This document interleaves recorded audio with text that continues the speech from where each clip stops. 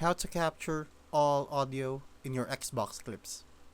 I'm going to tell you how to make sure your Xbox clips capture all the audio, including party chat, game sound, and your own voice.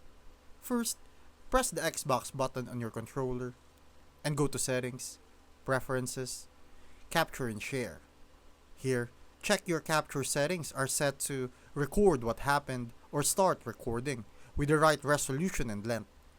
Next, scroll down to allow game captures and make sure it's turned on. For voice, press the Xbox button again.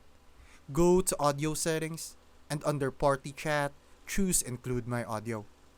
This ensures your mic gets recording in clips. If you're playing with friends, remind them to also enable include my audio in their party settings.